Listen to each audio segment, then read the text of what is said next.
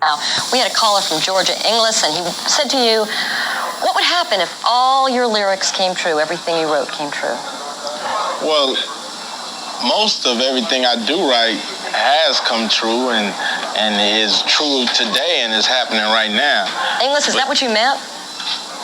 No, I was like, I'm saying on the thing about the Jews, the situation, I understand everything that he coming from with the ghetto and all that, because I was raised in the ghetto. I was raised by a single parent, my mother, and I'm doing all right now. I'm in college. And most people at the age, I'm 19 now, and they say black men only live to be 18. And if you're doing good to live over 18, then that's an accomplishment in life right now, at this day and age in 91. I'm trying to say the things on his album, like Shoot the Jew and all that, I understand where he coming from, but it's like some people might go out and just do that. How would he feel if that came true? Cube. If somebody shot a Jewish person for my record?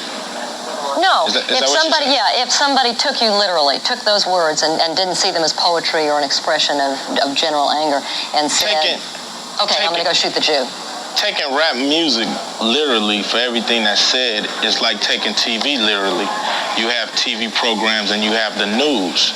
With rap music, you have the same thing. Of course, the TV programs are in most parts fiction, and the news is real. And with my records, you have both. You have the news and you have the fictional things that happen, and that's a part of life in a lot of cases. So it would be pretty dumb to do everything that your lyrics advocate. Of course. Okay. Next caller, Janet from California. Janet? Hello, Ice Cube. How you doing? I'm fine. I want to know, do you get along with NWA in any kind of way at all? Well, I've talked to a couple of guys in NWA. The reason that we were separated was because I felt that the person that I'm talking about on the record separated us. And your manager. Yeah, and I understand that certain people like Dr. Dre, if I get this correct, are finally waking up and smelling the coffee, and now they're looking for their money, something that I should have told them to do, something I told them to do back in 1989. Does that answer your question? Very proud of you. Thank you. Okay. Next caller, Eric from Georgia. Eric? Hi. How do you feel about the beer companies that pulled the commercial you endorsed because of your anti-Jew lyrics? Well, anti-Semitic lyrics would be a nicer way of putting it.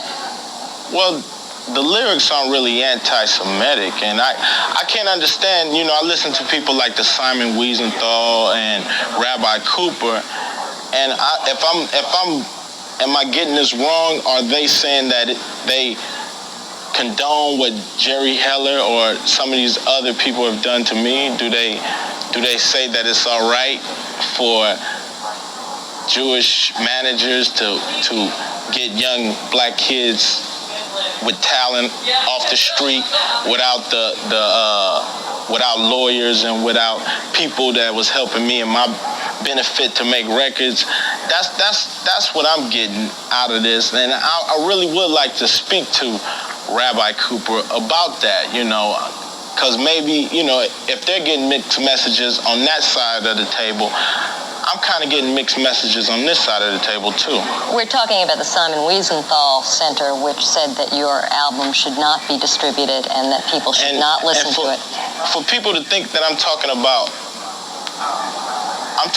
one man that happens to be Jewish. If this man was green, then I would still talk about it. If he was black, I would still talk about him. I guess what hurts Jewish people is the fact that you have to say he's Jewish. Why not just say Jerry Heller? What you end up doing is saying, okay, this guy's a Jew, and you just sort of said it in your answer to this young man. You said, are they, as the Simon Wiesenthal Center, saying it's okay for people like Jerry Heller and Jewish managers to essentially exploit young black men? I don't think anybody would say that, but the question, is it okay for Jerry Heller and Jewish managers? Is every manager who is white Jewish? Is every manager of a rap? No, not at all. But the Simon Wiesenthal usually backs the Jewish community. Well, it speaks out what for I'm what it saying is perceives as this. discrimination. No, what I'm saying is this. You know, every time I watch the news, the perpetrator is always identified. If they can't use their names, they identify them. Young black male, this. Young white male, that. Female, this.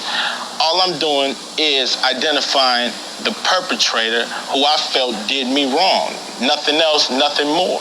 Okay, but you understand. For me to be anti-Semitic in the business that I'm in would be economical disaster and suicide.